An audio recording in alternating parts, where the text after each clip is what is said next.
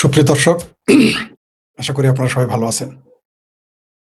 এটা আমাদের বাত কি বাত, আমরা একটু বলে থাকি যে আমরা ভালো, আপনি কেমন আছেন? ভালো আছি। আসলে আমরা ভালো না থাকলেও মানে বাঙালিদের সম্পর্কে বলা হয় যে বাঙালি শুধু ভাত খায় না, পানিও খায়। ঠাট্টা করে বলা হয় শব্দগত ত্রুটি বিচ্যুতির জন্যে। তেমনি আমরা ভালো না থাকলেও বলি আমরা ভালো আছি। কেন বলি? কথার কথা। একটা কিছু উত্তর দিতে হয়, তাই আসলে আমরা সবাই ভালো থাকি না। যাই হোক, সেটা অন্য প্রসঙ্গ। আপনারা আমার শিরোনাম দেখেছেন। আমি বলেছি ভারতে যদি মুসলমানেরা না থাকতো তাহলে ভারত আমেরিকা হতো, ভারত আমেরিকা হতো মুসলিম না থাকলে। আশ্চর্যবোধক চিহ্ন দিয়েছি। আমি সিদ্ধান্ত দিইনি। আসুন একটু এই ব্যাপারে আলোচনা করি। আমি একটা ছোট্ট ১.৫-২ মিনিটের কিছু কথা বলেছিলাম। অনেকেই সহমত হয়েছেন। সেখানে হাজার হাজার ভিউ হয়েছে। আমি বলেছিলাম যে মানে কয়েক লাখ ভিউ হয়ে গেছে। আমি বলেছিলাম যে ভারত যদি মুসলমানদের সরিয়ে দিত ৪৭-এ, অথবা ৪৭-এ যে সকল মুসলমানেরা ভারতকে চায়নি, তারা পাকিস্তান চেয়েছিল, পেয়ারা পাকিস্তান, হাত মে লোটা মুঁহ মে পান, অথবা হাত মে বিড়ি মুঁহ মে পান, লড়কে লেঙ্গে পাকিস্তান, এই স্লোগান যারা দিয়েছিল তাদের মাত্র ২% বা ২.৫%, সর্বোচ্চ ৩% পাকিস্তানে গিয়েছিল। তার মানে বুঝতে পারছেন তো, সে না পাগলা, বিচার যাই করো তাল গাছ আমার। চাইলো পাকিস্তান, পাকিস্তান হলো পরে আর যায় নাই। কেন গেল না? লক্ষ লক্ষ মানুষ মরে গেছে এই কারণে। লক্ষ লক্ষ মানুষকে, যারা এগুলো বুঝতো না তারাও মরে গেছে, তাদের মরতে হয়েছে, ধর্ষণ হয়েছে, খুন হয়েছে, কত রক্তপাত, কত মায়ের কোল খালি হয়েছে এই পাকিস্তান বানানোর জন্য, কত মা বোন ধর্ষণ হয়েছে এই পাকিস্তান বানানোর জন্য। কিন্তু যখন পাকিস্তান হইল আর ভালো লাগলো না, যায় নাই। এমনকি যারা যারা গিয়েছিল তাদেরও বৃহত্তর একটা অংশ ফেরত আসছে, আবার ভারতে ফেরত আসছে। ভাবছিল নতুন ভাবে হাঙ্গা বইলে কত না জানি আদর করবে, বাস্তবতা টোটালি ভিন্ন। এমনকি সেই স্বাদের পাকিস্তানে, সেই স্বাদের শোরখোর, গিদরখোর, মদখোর, বেনামাজি জিন্নার পাকিস্তান, জিন্নার ইসলামী পাকিস্তান, সেখান থেকে প্রথম যে আইনমন্ত্রী ছিল তাকে পালায় চলে আসতে হচ্ছিল। ওটা গেল তো হিন্দুদের কথা। মুসলমানও পালায় আসছে। আজকে ভারত যে দেখেন, অনেক মুসলমান যারা চলে গিয়েছিল পাকিস্তানে, সেখান থেকে আবার ফেরত আসছিল ভারতে। আর এখান থেকে তো ৯৮-৯৭% যাই নাই। তার মানে কত বড় বদমাইশ এবং ভণ্ডামি। আপনি বললেন আমি উত্তরে থাকবো না, দক্ষিণে চলে যাবো, বা বললেন আমি পূবে থাকবো না, পশ্চিমে চলে যাবো, বা পশ্চিমে আছি পূবে চলে যাবো, থাকবো না, গেলেন না কেন? তালমে কুস্ত কালা হায়, যাক সেটা অন্য প্রসঙ্গ। যদি এরা চলে যেত, আমি বলেছি যে পাকিস্তান, আজকে আমেরিকা, যদি এই মুসলমানরা, মানে কোন মুসলমান, যে মুসলমানেরা পাকিস্তান চেয়েছিল, আবার বলি, অনেকে আমার সেটা ভুল ব্যাখ্যা করেছে, যে সকল মুসলমানেরা পাকিস্তান চেয়েছিল তারা যদি প্রত্যেকে চলে যেত, যারা ভারত মাতা চেয়েছিল, যারা ভারতকে ভালোবাসতো, যারা ভারতীয় সভ্যতাকে সংস্কৃতি ভালো, তাদের কথা বলি নাই। বলেছি যে সকল যারা পাকিস্তান চেয়েছিল, যেমন ধরেন যে আসাদ ওয়াইসির বাপ, মানে আসাদ ওয়াইসির পরিবার, এখন আওয়ামী লীগ, এখন ভারতের বিরাট নেতা, এমপি, ইলেকশন করে এমপি হয়, বাংলাদেশের মতো রাজাকার মন্ত্রী হয়। এখন শুধু মন্ত্রী হওয়া বাদ, একদিন একদিন মন্ত্রী, বাংলা ভারত বিরোধী বহু মানুষ মন্ত্রী হয়েছে ভারতে। অদ্ভুত ব্যাপার। পৃথিবীতে দুইটা দেশ পাবেন, একটা হচ্ছে ভারত, আর হচ্ছে একটা হলো পাকিস্তান, সরি, আরেকটা হলো আমাদের বাংলাদেশ। এইখানেই একমাত্র স্বাধীনতা বিরোধীরা জায়গা পায়। আর পৃথিবীর কোথাও নাই। যে পাকিস্তান চায় না, পাকিস্তানে একটা লোক দেখান তো, পাবেন আপনি খুঁজে?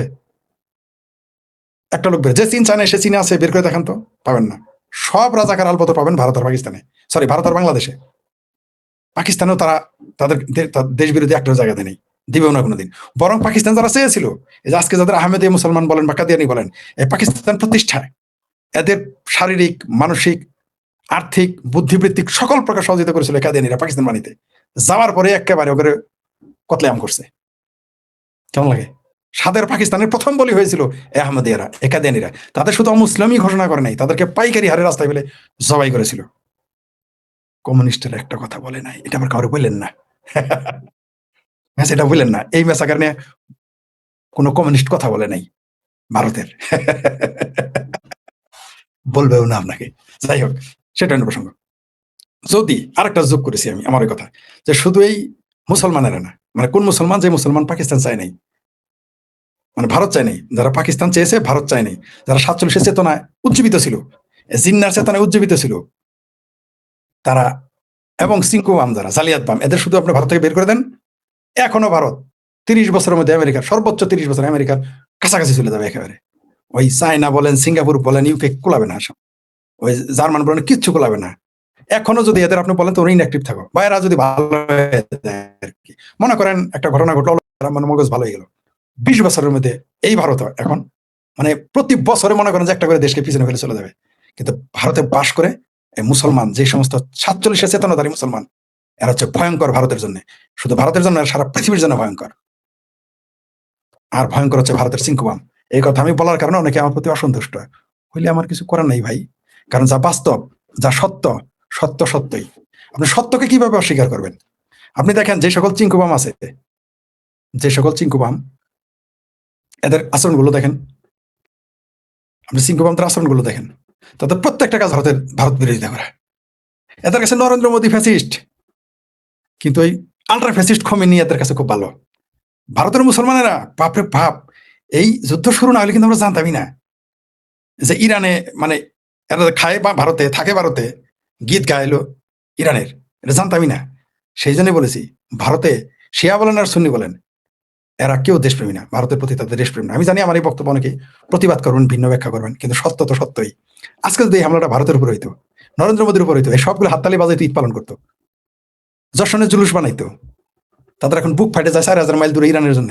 কিন্তু ভারতে যখন হিন্দুদের নুনুর আগা দেখে মারছে, এদের কোনো প্রতিক্রিয়া ছিল না, ওইটা তো নরেন্দ্র মোদী করছে। ইরানের কমিউনিটির জন্য তারা হাই হোসেন করতেছে। আচ্ছা, ওরা নয় করলো মুসলমান, সিংকুমামের হাই হোসেন করে। যে সমস্ত সিংকুমান ভারতে হাই হোসেন করতেছে কমিউনিটির জন্য, তাদের ঘেটি ধরে এই সিংকুমামদের ইরান একটু পাঠানো দেয়। কারাত মারাত, ফারাত মারাত, কি নাম আছে যেন, চ্যাটার্জি প্যাটার্জি আছে না, কতগুলো বদমাইশ, যেটা বামপন্থী, যে পোশাক আছে, জাস্ট ধরে নিয়ে বলেন যে তুই 5 মিনিটের জন্য ইরান থেকে ঘুরে আয়, সবগুলোর মা স্বামী বানায় ফেলবে। একটু ঘুরে আসতে বলেন। ভারতে থাকো তো, গণতন্ত্র আছে তো, মজা পাও না। বাংলাদেশে এসে থাকো, নিজের পক্ষে দেখো, মজা বুঝবা। এই ভারতের বাম হলো 1 নম্বর, এরা হলো 1 নম্বর ভারত বিরোধী, ভারতকে ধ্বংসই করেছে এরা। এই ভারতকে পিছিয়ে দেওয়ার জন্য আজকে মুসলমানদের চাইতে বেশি দায়ী ভারতের চ্যাটার্জি মার্কা যেগুলো হিন্দু বাম আছে, এরা ধর্ম নিরপেক্ষতা প্রমাণ করার জন্য গরুর গোস্ত খায়, কিন্তু শুয়োরের গোস্ত খায় না। এই ভারতের বামেরা হইলো আঙ্গুর জামাল ফিরে পাগলা, আঙ্গরে আর কি, বুঝছেন? আমাদের জামাল ফিরে পাগলা, আঙ্গুর মানে আমাদের। এই ভারতের বামপন্থীরা জামাল ফিরে পাগলা, 3টা ডিমের হালি বেছে, 5টা বেছে না। গরুর মাংস খাবে রাস্তায়, কিন্তু কলকাতা শহরে কিন্তু শুয়োরের মাংস মিক্সার করে দিলে মুরব্বী খাওয়া যাবে না। তখন প্রগতিশীলতাও চাঙ্গে উঠে যায়, আমরা সবই খাই। আমাদের বলো না আমরা নাকি ভণ্ড, আমাদের কাছে শুয়োর গুস্ত গরু সব একসাথে খাই, দেখাই দিই, তোমরা খাও দেখি পারো কিনা। তো ভণ্ড কে? ভণ্ডটা কে? তোমরা যে গরু কেন খাও না তো বুঝি, মুসলমানের ভোট দরকার, দিছে না ভোট বস্তা বইরে বইরা। বাংলাদেশের মতো ভারতও বামেরা জাদুঘরে চলে যেতেছে এবং যাবে, অথচ এই ভারতবর্ষ বা এই ভারতবর্ষ সমাজতান্ত্রিক রাষ্ট্র হওয়ার কথা ছিল, চাইনার মতো আজকে ডেভেলপ হওয়ার কথা ছিল। এই সিংহবামদের জন্য পারে নাই, কারণ এগুলো বাটপার। চাইনিজ বামের অরিজিনাল যেগুলো, এগুলো তার দেশের জন্য কিছু করছে, কিন্তু এই দেশে যেগুলো বাম, ভারত বলেন আর বাংলাদেশ, এই সিংহবাম, এগুলো সব বাটপার। এরা দেশ বিরোধী, এরা বাংলাদেশ বিরোধী, ভারত বিরোধী। যেটা বলতেছিলাম, ওই প্রসঙ্গে আবার যাই, সেটা হচ্ছে যে যারা আমার উপরে খেপে গেছেন এই কথা বলার জন্য, এমনকি ভারত থেকে আমার গালে গালাজ করছে, ভারতের লোক আবার কিছু সমালোচনা করেছে, বাংলাদেশ তো করবেই। পাকিস্তানের বুদ্ধিজীবী হাসান নিসার এই কথা বলছিল যে ভারত যদি 47 সালে এদের বের করে দিত বা মুসলমান সত্যি চলে যেত, তাহলে ভারত আজকে পৃথিবীর সেরা দেশ হইতো। তারও গালি দেন, আমি তো পড়ালেখা জানি না, আমি তো পড়ালেখা করি না, ঘিলু নাই, জামালপুর বাড়ি, কোথাকার কোন পরিত। হাসান নিসার সে তো বিশ্ববিদ্যালয়ের অধ্যাপক, পাকিস্তানের জানে মানে বুদ্ধিজীবী, কলম নিগার, তার বিরুদ্ধে বলেন। জানি এখন শিখে যাবে আর কি।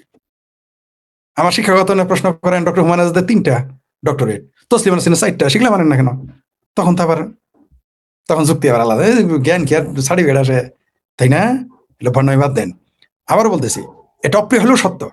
আজকে যদি 1947 সালের এই যে সমস্ত 47-এর চেতনা উদ্বুদ্ধ মুসলমান ছিল, তারা যদি পাকিস্তান চলে যেত আর সিংকুমামের না থাকতো, ভারত আমেরিকা হয়ে যেত, অন্তত আমেরিকার কাছাকাছি দ্বিতীয় আমেরিকা হইতো। এমনকি এখনো বলতেছি, এখনো ভারত দ্বিতীয় আমেরিকা হইতে পারতো, কিন্তু এই মুসলমানদের জন্য পারবে না। 47-এর চেতনাধারী মুসলমান, তাদের কথা বলছে। আবারও বলি, বারবার বলতেছি, ভুল ব্যাখ্যা করেন না। আর হচ্ছে এই সিংকুমাম সব, এগুলো সব বাটপার। এগুলো যদি না থাকতো তাহলে আজকে ভারতে আমেরিকা হয়ে যেত। ভারতের মানুষ আমেরিকা যায় না চাকরি করতে, কোনোদিনই দরকার ছিল না। ওই আমেরিকা, ইউরোপ, কানাডা থেকে বাংলাদেশে আসতো নাগরিকত্ব নিতে, আসে নাই ভারত থেকে। সারা পৃথিবীর এই তুর্কি মুসলমান, আফগানি মুসলমান, আরবের মুসলমানরা আসতো লুটপাট করতে ভারতে। তো লুটপাট কোথায় করে? ওই যার কিছু নাই, কামলার বাড়ি কেউ লুটপাট করে না, গৃহস্থের বাড়ি লুটপাট করে? এটা গৃহস্থ বাড়ি ছিল। শুধু এটা না, খোদ আরবের রাষ্ট্রপতি, সৌদি আরবের রাষ্ট্রদূত বাংলাদেশে এসে বলছিল, মানে তখন তো আমরা ভারতের মধ্যে, যে এই অঞ্চলে এসে আরবরা এসে চাকরি ব্যবসা বাণিজ্যের জন্য, ব্যবসা বাণিজ্য করার জন্য, ভাত খাওয়ার জন্য দেশে আসতো। সৌদি আরবের রাষ্ট্রদূত বলেছিল, আমি বলি নাই, বাংলাদেশের পত্রিকা খুললেই পাবেন।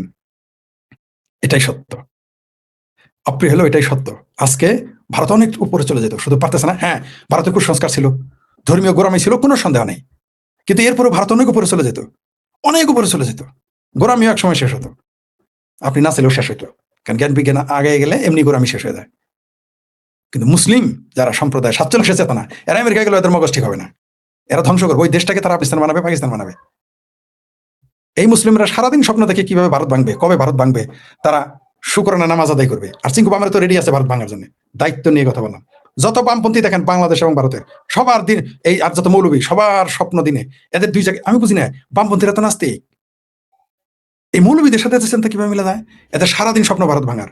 আমি দায়িত্ব নিয়ে কথা বললাম, সারাদিন স্বপ্ন দেখে এরা দেখে যারা ভারতকে ভাঙবে তারা বেহেশতে চলে যাবে সেল চালায়া। নবী নাকি 1400 বছর আগে বলে গেছে, 1500 বছর আগে বলে গেছে যে ভারতে যারা যুদ্ধ করবে এরা চাল চালায় বেহেশতে চলে যাবে। আলোক শুনছেন তো, এর আগে চাল চালায় বেহেশতে গেছে, সোভিয়েত ইউনিয়নের সাথে যুদ্ধ করতে দেয়। এবার ভারত ভাঙতে পারলে চাল চালায় বেহেশতে যাবে, মারপেটের বোনের জমির ওয়ারিশ মারবে। আর আজকে দেখলাম বাংলাদেশের নিজে ওই জামাতে ইসলামের নেতা নিজের মেয়ের দর্শন করছে, তারা প্রেগনেন্ট বানাইছে, এরা চাল চালায় সব বেহেশতে চলে যাবে। এর আগে সরমনায়ের মুরিদ তার কন্যারে দর্শন করছিল, পত্রিকা খুঁজলেই পাবেন। এরা চাল চালায় বেহেশতে চলে যাবে ভারতের সাথে যুদ্ধ করলেই। ভারতের মুসলমানরা এই চিন্তা করে যে জয় হিন্দ, তারা সহযোগিতা করবে, তারাও সব বেহেশতে চলে যাবে। সেই বদরের সাহাবীর যুগে ঠিক যেরকম বাংলাদেশে আল বদর বাহিনী বানিয়েছিল ইসলামের নামে, এই বদমাইশারা, এই জামাতিরা, এই পাকিস্তানিরা বাংলাদেশে 30 লক্ষ মানুষ হত্যা করছে আল বদরেরা, এই আল বদর নাম দিয়ে। চিন্তা করেছেন, এদের চিন্তা ভাবনা দেখছেন, ধর্মের কই নিয়ে আসছে। তো ভারতের আজকে পিছিয়ে থাকার কারণ অর্থনৈতিক ভাবে, জ্ঞানী বিজ্ঞানে, এর জন্য দায়ী হচ্ছে বামপন্থীরা, আর হচ্ছে আপনার এই 47 চেতনাধারী মুসলমান। তাহলে সত্যি আজকে ভারত আমেরিকা হয়ে যাইত, কোনো সন্দেহ নেই। দেখি কমেন্টস। হ্যাঁ, জাতীয় সঙ্গীত না ভাই, মুসলমানরা কোনোদিন দেশই মানে না, তারা নিজের চিন্তার বাইরে যাবে না। কি করবে চাচার বাপের মধ্যে লড়াই, আসলে বাংলাদেশের কনফিউজ। খুব দামি কথা বলছেন দাদা, ভারতের বিশেষ সেরা হওয়ার সম্ভাবনা, জি সম্ভাবনা ছিল না, হইতোই, অবশ্যই হতো। তাহলে এখন কি মনে হচ্ছে মোদীজি কি উন্নতি করতে পারবে? খুব কষ্ট করে করতেছে।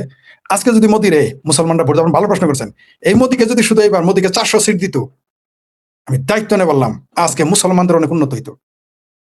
যদি 400 সিট দিত, এই ভারত আজকে কোথায় যেত জানেন? কিন্তু মুসলমানরা ভোট দেয় নাই, 99% মুসলমান ভোট দেয় নাই, দিবে না।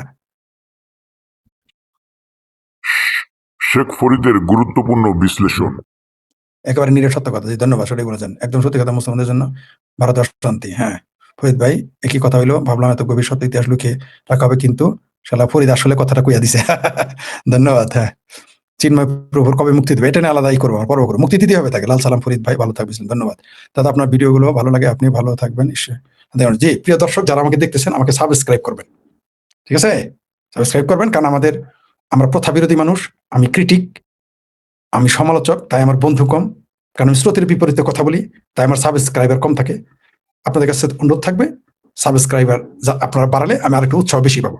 এর মানে এই না সাবস্ক্রাইবার না বললে আমি কথা বলা বন্ধ করবো, তা করবো না, আমি বলেই যাব।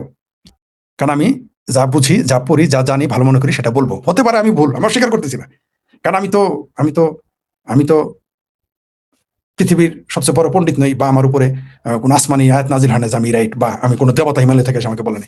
বলতে পারে, বললে আমাকে বলবেন। আপনারা সাবস্ক্রাইব করে আমার পাশে থাকবেন বলে আমি আশা করতেছি।